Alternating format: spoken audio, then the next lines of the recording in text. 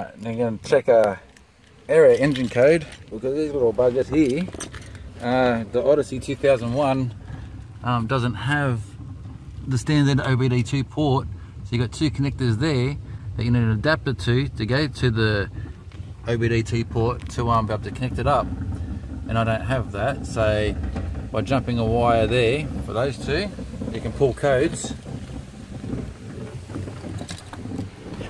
And so we'll watch for the lights, turn the ignition on, don't start, and you see the engine light just stays steady there. It means I've got no errors there. ABS is staying steady, so that's okay. There's no problems with this here.